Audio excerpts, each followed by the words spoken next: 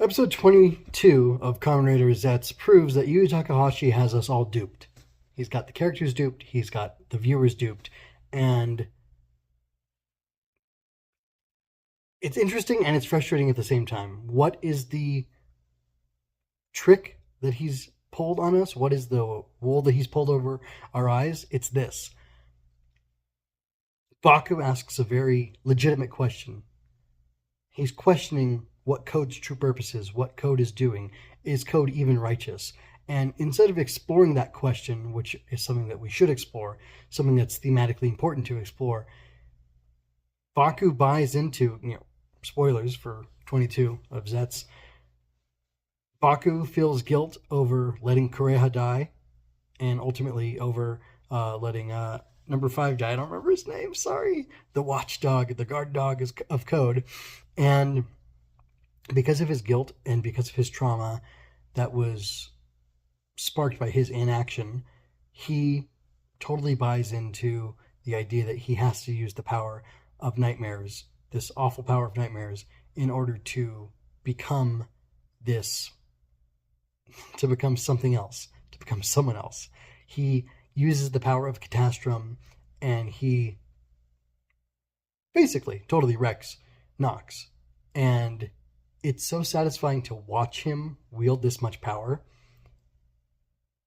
that it almost made me forget that the question was raised about what's really going on with Code, and it was just set aside.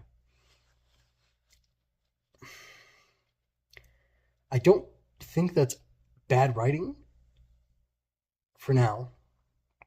I think it's very effective writing. I think it's very clever. It's satisfying two different types of people. It's satisfying people who are more focused on the story, and it's satisfying people who are more focused on the spectacle. And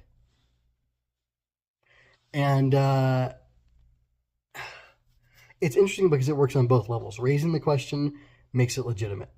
Setting it aside to have a crazy awesome fight where he nerfs Nox's gun is super cool.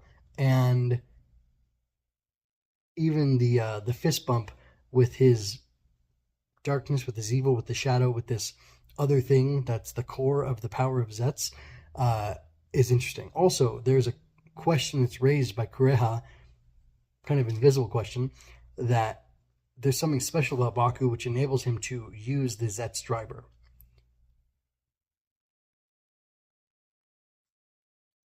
Our understanding is that Code developed the Zeztz driver, but that does not seem to be true. What is it? Where did it come from? Those are new questions that are being raised. Those are new questions that will affect the story. And the answer might be from Baku's dream. And also the idea that as an infant, Baku was dreaming about this catastrophe of the world is bizarre. When did his parents die? We don't know. Could that have anything to do with it? We don't know.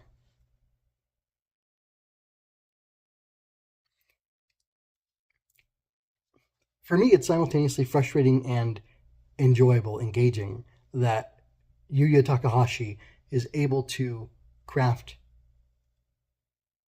these stories, or craft this story, work this story in such a way that he avoids giving us answers, but we don't really care because of the things that are going on in between are impactful and meaningful and entertaining.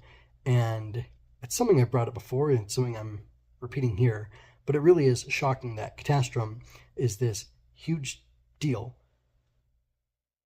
at least on a level of spectacle, and it also looks like it has deeper roots within the main story, in the background of the story, and that's being focused on, as opposed to focusing on this very legitimate topic that Baku's raising. And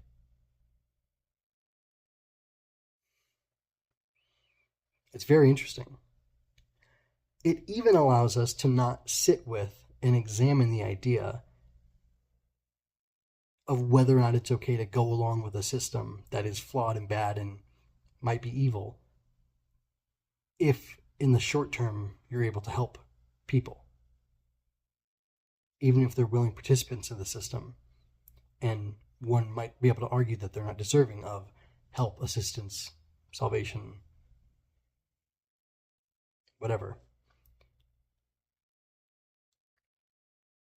Code Agent number 5 claims that they're saving the world and it's a thankless job, but we don't really get to see that. He claims that he never lets go of his target until he's killed them, which implies that he's killed people before. And we know that he wants to kill Odaka, and he tries to. I'm not a Batman shouldn't kill people person.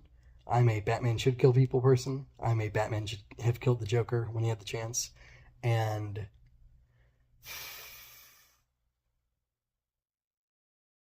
yet, I am feeling myself question this idea that Code number 5 is willing to kill people, willing to kill his target, and he's also so aggressively pursuing them. It's more that he's aggressively pursuing targets to kill that almost makes it seem like he enjoys it. But maybe he means that when he has a target to pursue, he's assigned to them because they are deserving of death. They've given up their humanity. They've written their own death warrant, whatever. These are concepts I'm comfortable with. But I think I'm uncomfortable with just accepting it from Code because Code is shady already. We know this. And also, there isn't enough information being shared. There isn't enough context we have as an audience to really understand what's going on, to know whether or not it's acceptable and good and moral.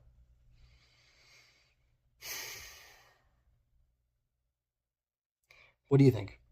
Am I off base? Am I being ridiculous? Am I being too sensitive? Do you think Code is to blame for all of this?